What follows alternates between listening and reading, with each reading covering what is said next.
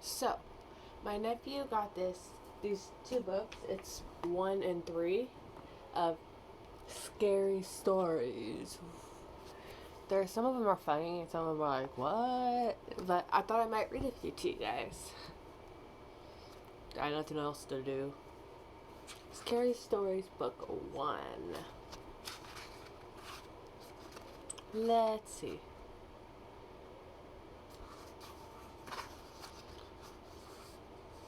What do you come for?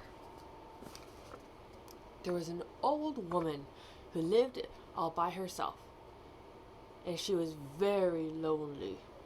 Sitting in the kitchen one night, she said, "Oh, I wish I had some company." No sooner had she spoken than down the chimney tumbled 2 feet, from which the flesh had rotten. The old woman's eyes bulged with terror. Then 2 legs dropped to the hearth and attached themselves to the feet. Ugh. The body tumbled down, then 2 arms and a man's head. As the old woman watched, the parts came together into a great, galloping man. The man danced around and around the room. Faster and faster he went. Then he stopped and looked into her eyes. "What do you come for?" she asked in a small voice and shivered in shock. "What do I come for?" he said. "I come for you." As you shout the last words, stamp your feet and jump at somebody nearby. Oh, I should have done that.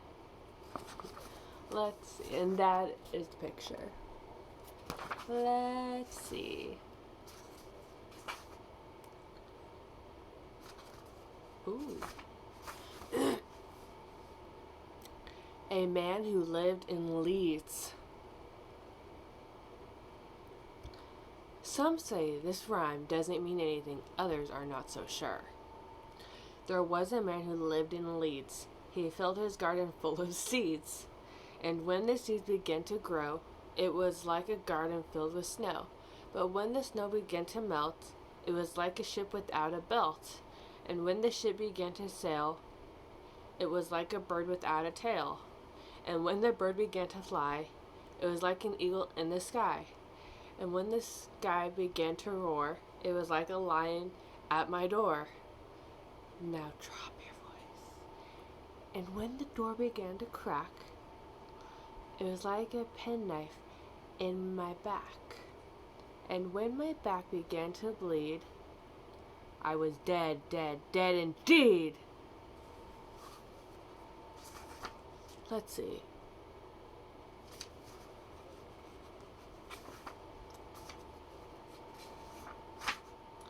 He heard footsteps coming up the cellar.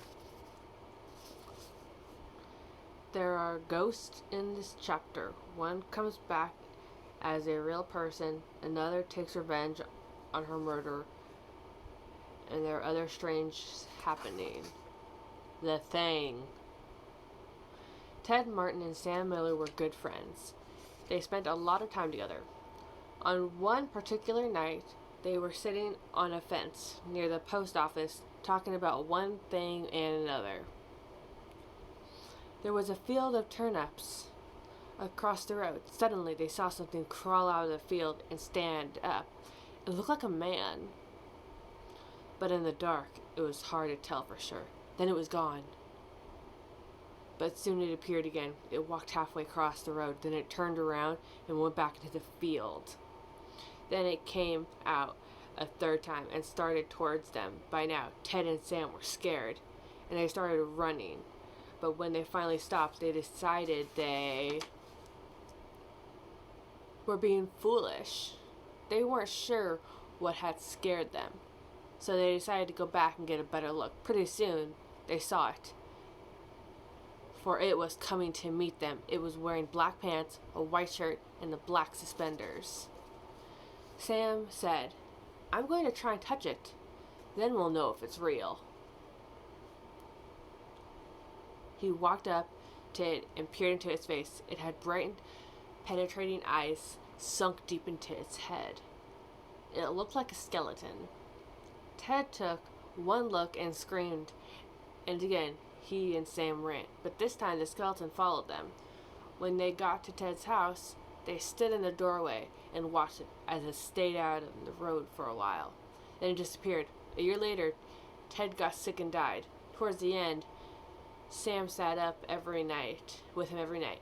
The night Ted died, Sam said he looked just like the skeleton.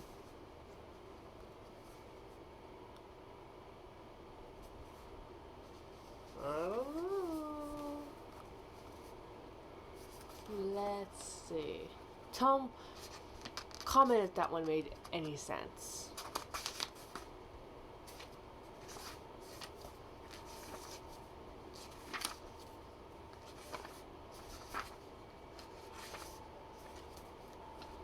Let's do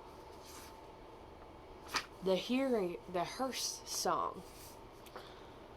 Don't you ever laugh as the hearse goes by, for you may be the next to die. They wrap you up in a big white sheet from your head down to your feet. They put you in a big black box and cover you up with dirt and rocks. All goes well for about a week, then your coffin begins to leak. The worms crawl in, the worms crawl out, the worms play pinhole on your snout. They eat your eyes, they eat your nose, they eat the jelly between your toes. A big green worm with rolling eyes crawls in your stomach and out your eyes. Your stomach turns to slimy green, and pus pours out you like whipping cream. You spread it out on a slice of bread, and that's what you eat when you are dead. Okay, I regret reading that one. I really regret it. Oh my gosh. That's disgusting.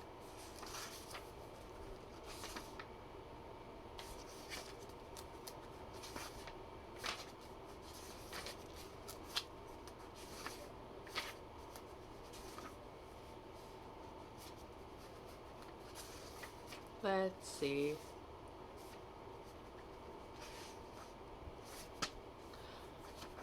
The Dead Man's Brain. The Scary Story is a scary game that people play at Halloween, but it can be played whenever the spirits moves you. Ooh. The players sit in a circle in a darkened room and listen to a storyteller describe the rotting remains of a corpse. Each part is passed around for them to feel. In one version, a player is out if he or she screams or gasps with fright. In another version, everybody stays at the end no matter how scared they get. Here is the story. Once in this town, there lived a man named Brown. It was years ago, on this night, that he was murdered out of spite. We have here his remains. First, let's feel his brains. A wet, squishy tomato it was. Now here are his eyes, still frozen with surprise. 2 peeled grapes. This is his nose, a chicken bone. Here is his ear, a dried apricot. And here is his head, rotting flesh and bones, a cloth or rubber glove filled with mud or ice.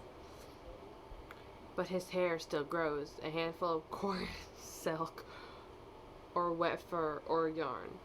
And his heart still beats, and now and then a piece of raw liver. And his blood still flows. Dip your finger in it, it's nice and warm. A bowl of ketchup thinned with warm water. That's all there is, except for these worms. They're the ones that ate him the rest. A handful of wet, cooked spaghetti noodles.